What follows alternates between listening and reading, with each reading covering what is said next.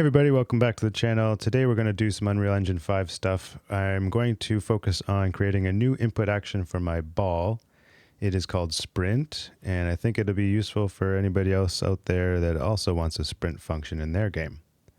So without further ado, let's dive right into it. I have my project open, and I'm going to dive right into, first of all, my actions folder.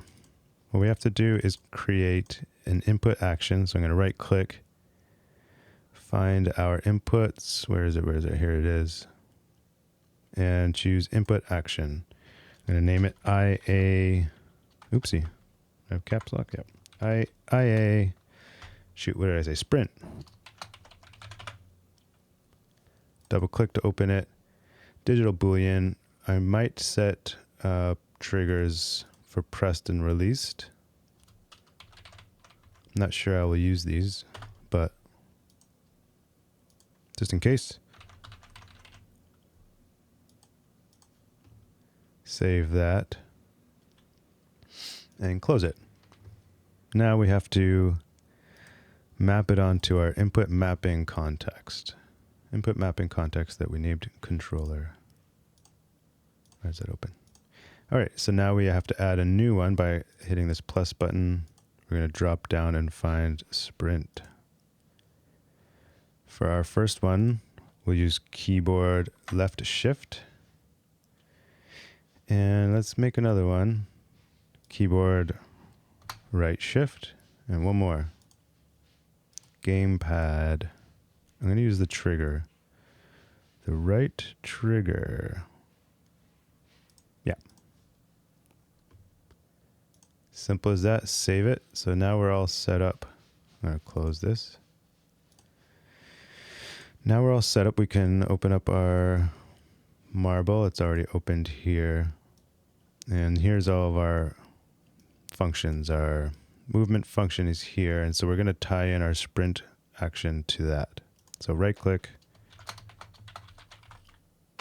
input action sprint. So we're going to use this ongoing and completed, I think, and just kind of mess with this force value. So we'll need a few variables to do that. I'm going to say sprint force, compile. What is our move force? Let's see.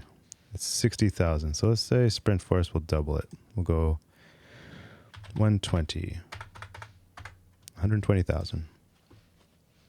Then I'm going to need like a temporary variable to hold my move force initial value. So I'll say init move force, compile, default 0 is fine. Because what we're going to do is say we're going to pull out of this ongoing. See, this as a trigger is still being processed for a press and hold, which is how I want it to function. I want my sprint function to be hold it down and you're sprinting, let go and you stop sprinting.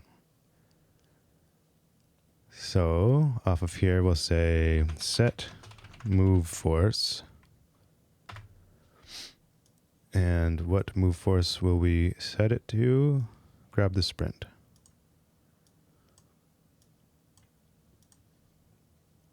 Easy peasy. But we need to set it back to the original when we're done, when it's completed. So we'll say set move force to our initial, to our initial move force. And you know what? I was wrong. We can't have it at 0. We're going to make it match whatever we have here. So that default value is 60,000. Let's match it. So I think that is all we need to do. To test to make sure everything's working properly, let's print a string. And we'll say printing ... And then when this one's triggered, we'll print a string that says done. Compile, save, and let's test it.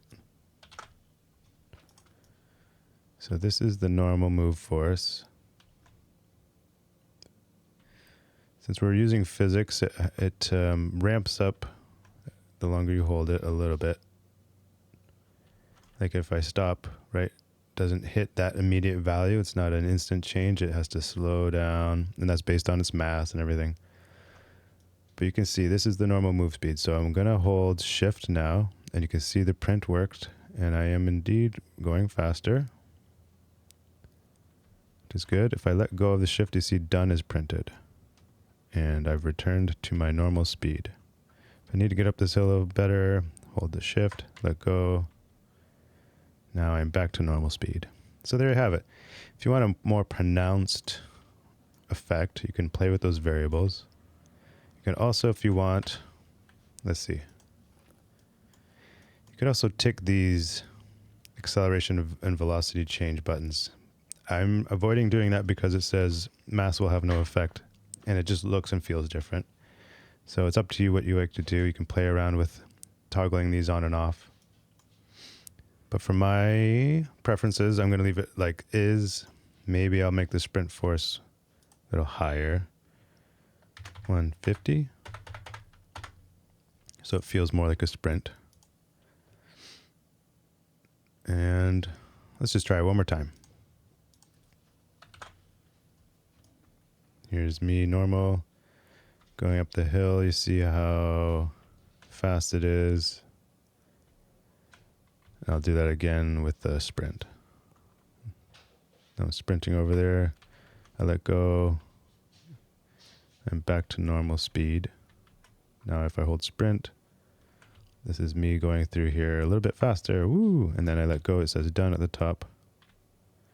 And I'm back to normal speed, which is still fast. So in this game, the ball is kind of moving fast, but I did want just that little extra speed boost with the sprint function. So now I have it, and now you have it too. If you have any questions, leave them below in the comments, and I'll be happy to answer them for you. And with that, we'll say goodbye. Until next time. Cheers.